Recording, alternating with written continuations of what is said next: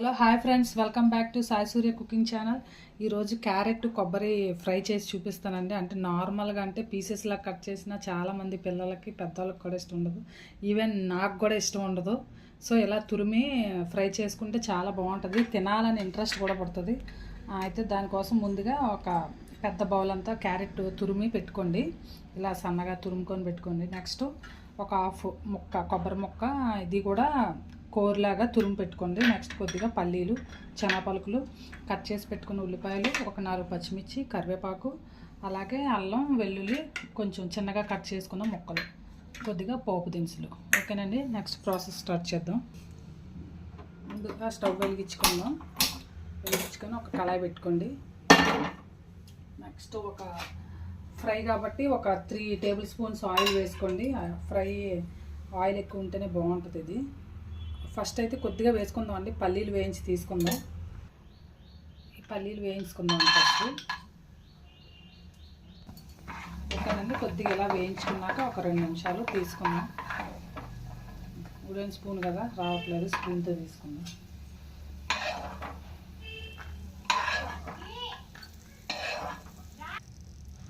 ఓకేనండి, ఫైనల్గా తీసుకున్నాం కదా. ఇప్పుడు అదే ఆయిల్లో పోపు వేసుకుందాం. ఫస్ట్ ఆవాలు, జీలకర్ర, తర్వాత మినప్పప్పు. కొద్దిగా ఆయిల్ వేసుకుందామండి, ఎందుకంటే అది శనగపలుకులు వేయించుకున్నాం కదా, అప్పుడు తక్కువ వేసాను కదా. సో కొద్దిగా ఆయిల్ వేసుకున్నాం.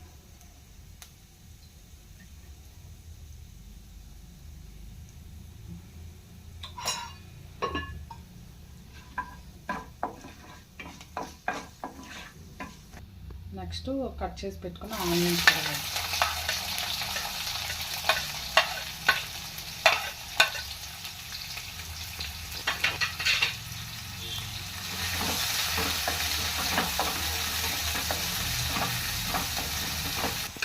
నెక్స్ట్ ఈ పచ్చిమిర్చి కూడా వేసుకున్నామండి, నిలువుగా కట్ చేసి పెట్టుకోండి.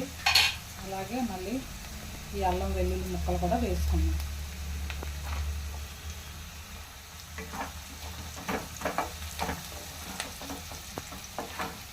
బాగా కలుపుకుందాం.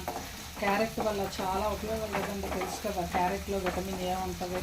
అలాగే ఐ ప్రాబ్లమ్స్ ఏమన్నా, కంటి చూపు బాగా కనిపించాలన్నా, సైట్ ప్రాబ్లమ్స్ ఉన్నవాళ్ళు అందరూ కూడా తింటే కొంచెం తొందరగా క్యూర్ అవుతుంది. తర్వాత బాగా మనకి చూపు కూడా బాగా కనిపిస్తుందండి.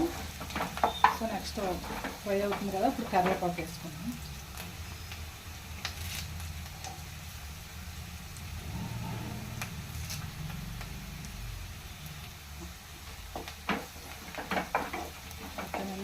చూసారా, ఉల్లిపాయలు కూడా కొంచెం వేగనివ్వాలి. ఇవి కొంచెం గోల్డ్ కలర్లా వస్తేనే బాగుంటుంది, లేదంటే పచ్చి వాసన వస్తుంది కదా. సో ఇందులో కొద్దిగా ఒక 1/2 స్పూన్ పసుపు వేసుకుందాం.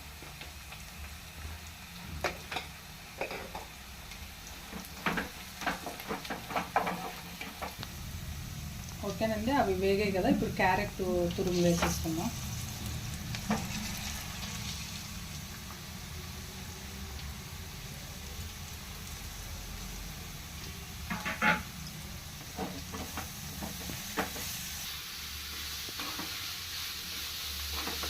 ఓకేనండి, దీనికైతే క్యారెట్ ఈ ఫ్రైకి కారం వేసుకోకూడదండి, కారం వేసుకుంటే బాగోదు.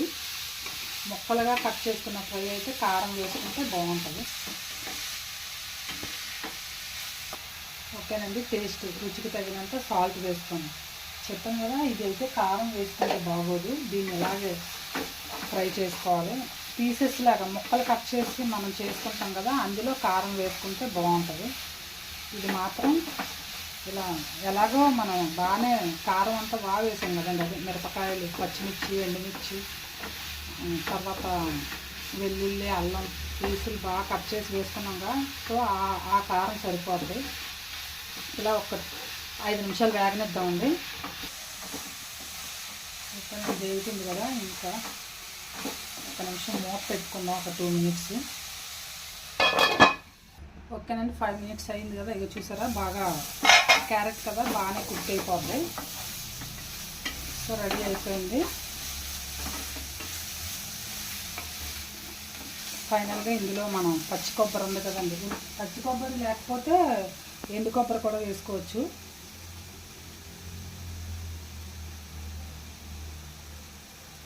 పైన డెకరేషన్. నెక్స్ట్ అలాగే ముందు మనం ఆయిల్లో వేయించుకున్నాం కదా పల్లీలు, అవి కూడా వేసుకున్నాము. ఇవి కూడా పైన కొద్ది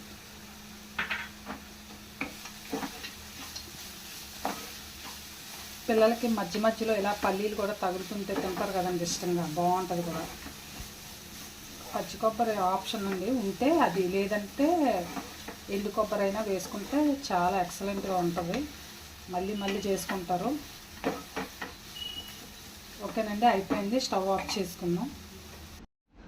ఓకేనండి, అయిపోయింది కదా. ఫైనల్గా ఇందాక కొద్దిగా ఉంచుకున్నాం కదా కొబ్బరి తురుము వేసుకుందాం డెకరేషన్కి.